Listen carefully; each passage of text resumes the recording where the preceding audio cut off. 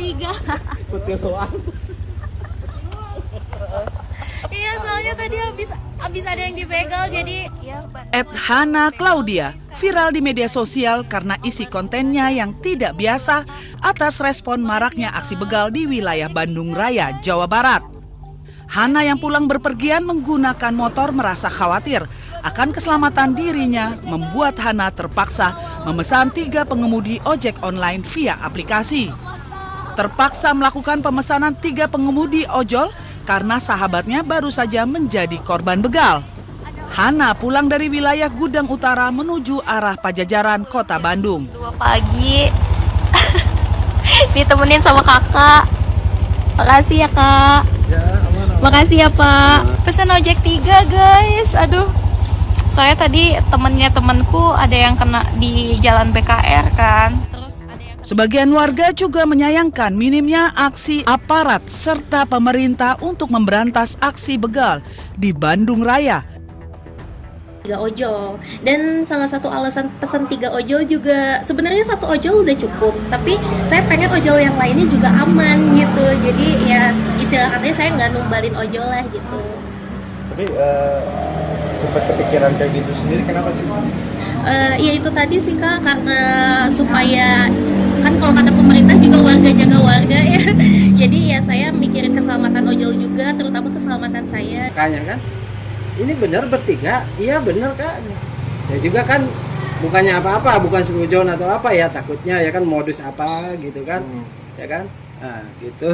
Ya pengalaman pertama juga buat saya selama ngojol gitu, baru kali ini. Cuma kaget ya, awalnya kaget. Kaget awalnya, duh ini gimana ya. Tapi saya dalam hati nurani kasihan juga gitu kan. Kalau misalkan minta kawal berarti urgent gitu.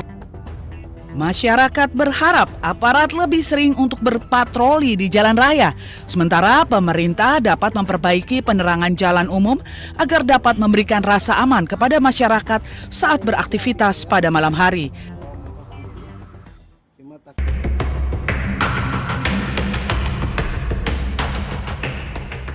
Tim Satres Narkoba Polres Bogor menggerebek 2 gudang penyimpanan besar obat keras terbatas di kawasan Rancabungur dan Gunung Putri. Dari 2 lokasi ini, polisi menyita barang bukti berjumlah fantastis yang mencapai lebih dari 1 juta butir obat ilegal. Selain obat keras terbatas, Polres Bogor juga membongkar modus operandi baru peredaran narkotika jenis Etomidet dan Happy Water. Dari 3 kasus, polisi menyita barang bukti Etomidet sebanyak 65 buah cartridge yang dikemas khusus sebagai cairan rokok elektrik atau vape. Ironisnya, cartridge ini dijual dengan harga fantastis berkisar antara 4 juta rupiah hingga 6 juta rupiah per unit. Narkotik varian baru yaitu Etomidat dan Happy Water. Jadi kita mengungkap di Perum Gria Bukit Jaya, Tanjung Udik di Gunung Putri. Nah ini temuan baru di mana sebelum-sebelumnya kita tidak pernah mengungkap Etomidat. Nah ternyata barang ini sudah masuk ke wilayah Kabupaten Bogor. Tugas mengamankan 1 pelaku berinisial EJ dengan barang bukti 65 cartridge Etomidat dan 70 bungkus Happy Water. Sejak Mei hingga Juli 2026, jajaran Satres Narkoba Polres Bogor sukses membongkar 74 kasus kejahatan narkoba dan mengamankan 95 orang tersangka. Pengungkapan ini secara tidak langsung berhasil menyelamatkan kurang lebih 258.000 jiwa generasi muda dari ancaman bahaya penyalahgunaan narkotika.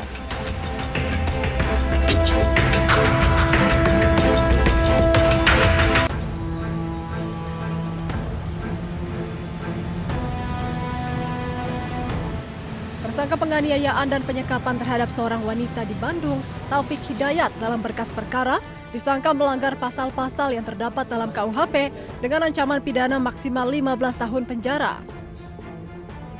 Kasih Penkum Kejati Jabar, Nur Sri Cahya Wijaya, menyatakan dari berkas tersebut jaksa peneliti akan melakukan penelitian selama 7 hari. Namun dalam waktu 3 hari, jaksa peneliti harus bersikap apakah perkara ini dinyatakan lengkap atau belum lengkap. Soal kemungkinan penambahan pasal yang diberikan tersangka, Akan diteliti apakah ada kemungkinan atau fakta lain yang terungkap. Tersangka tersebut dalam berkas perkara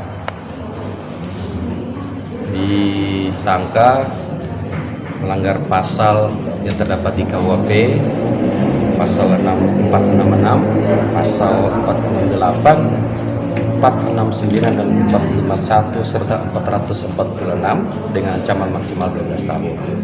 Selain sangkaan pasal tersebut, ada juga disangka pasal terkait tindak pidana kekerasan seksual dengan ancaman pidana 15 tahun. Diketahui Taufik Hidayat merupakan tersangka tunggal yang melakukan penganiayaan dan penyekapan terhadap seorang perempuan di Bandung berinisial YTR. Dari Bandung, Jawa Barat, Yanuar Candika, iNews melaporkan.